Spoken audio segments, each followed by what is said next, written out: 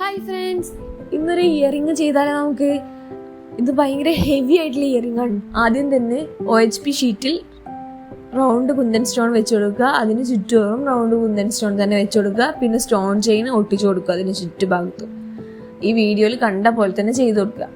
അതിനുശേഷം അപ്പം stud ready ആയിട്ടുണ്ട്. അതിനുശേഷം നമുക്ക് അതിന് താഴത്തോട്ടുള്ള ഭാഗം ചെയ്തെടുക്കാം.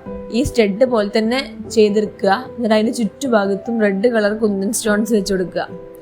അപ്പം അതിൻ്റെ താഴ്ഭാഗം ഫുള്ളായിട്ടുണ്ട്.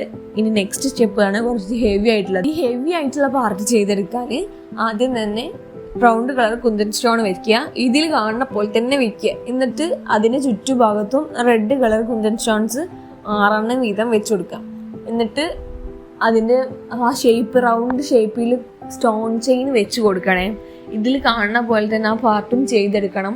ഫസ്റ്റത്തേൽ മാത്രം 6 ബാക്കിയുള്ള സ്പേസിലൊക്കെ 4 റെഡ് കളർ കുന്തൻ സ്റ്റോൺസ് വെച്ച് കൊടുത്താൽ മതി കേട്ടോ.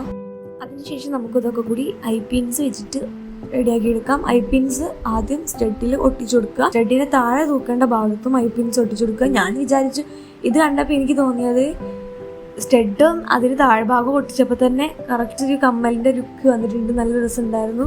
സ്മോൾ ഇയറിങ്സ് ഇഷ്ടപ്പെടുന്നവർ അങ്ങനെ ചെയ്യുക. ഹെവി ആയിട്ട് ചെയ്യേണ്ടവർക്ക് അടിയിൽ ആ ഹെവി പാർട്ടും കൂടി വെച്ച് കൊടുക്കാം. അതിൻ്റെ ബാക്കിലും ഞാൻ ഐപിൻസ് വെച്ചിട്ട് കുങ്കുരൂസൊക്കെ ആഡ് ചെയ്ത് കൊടുത്തിട്ടുണ്ട്.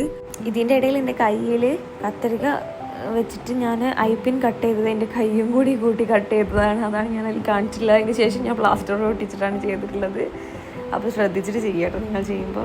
അപ്പോൾ ഫൈനൽ ലുക്ക് കണ്ട് ഇഷ്ടപ്പെടുകയാണെന്നുണ്ടെങ്കിൽ ലൈക്ക് ചെയ്യുക, ചെയ്ത് നോക്കിയിട്ട് കമൻറ്റ് ചെയ്യുക, സബ്സ്ക്രൈബ് ചെയ്യുക, ഷെയർ ചെയ്യുക.